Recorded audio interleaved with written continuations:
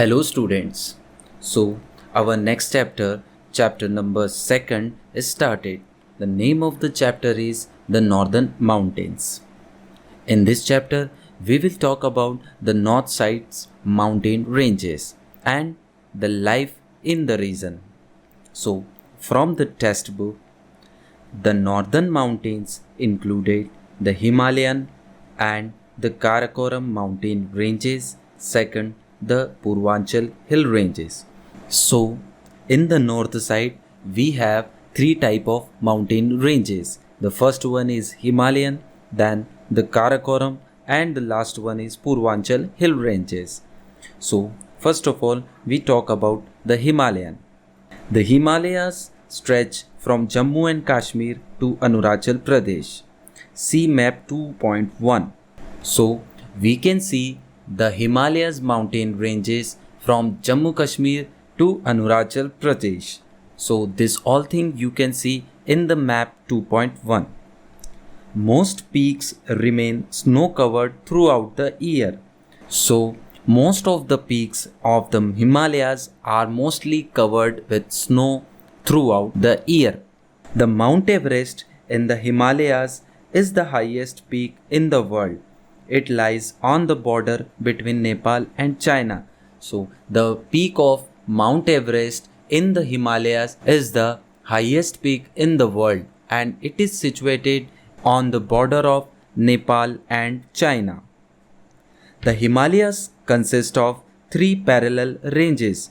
They are the Greater Himalaya, named Himadri, the Middle Himalaya, named Himachal, and the Outer Himalaya, the Shivalik. So, in the next page, we will talk about these three types of Himalayas. So, first of all, we will talk about the Greater Himalayas. The Greater Himalayas is in the extreme north. It is the highest of the three ranges. So, we can see the Greater Himalayas in the north compared to other mountain ranges, and it is also the highest ranges in the three ranges, named the Greater Himalaya, the Middle Himalaya and the Outer Himalayas. It remains covered with snow throughout the year. So the Greater Himalaya is covered with snow throughout the year. Glaciers are found in these mountains. Many rivers such as Indus, Ganga, Yamuna and Brahmaputra originated from the glaciers. So glaciers are found in these ranges. Many rivers such as Indus, Ganga, Yamuna and Brahmaputra originated from the glaciers. Kanchenjunga is a very high peak in these ranges. So the Mount Everest is the highest peak in the world and the Kanchenjunga is the highest peak in the Greater Himalaya. Now we will talk about the Middle Himalaya. The Middle Himalaya lies toward the south of the Greater Himalaya. So the Middle Himalaya is situated south of the Greater Himalaya. The mountain slopes are covered with thick forest of pine, fir and deodar.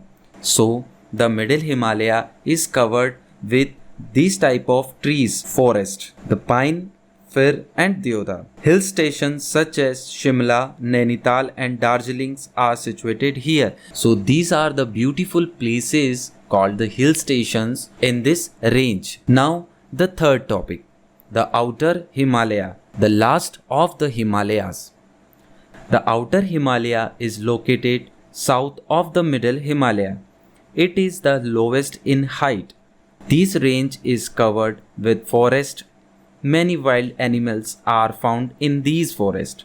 So the Outer Himalaya is located in the south of the Middle Himalaya. Compared to other part of the Himalayas, the Outer Himalaya is lowest in height. This range is also covered with forests, same as the Middle Himalaya. But in this range, many wild animals are also found. Now our Himalaya part is completed. Now we will talk about the Karakoram mountains.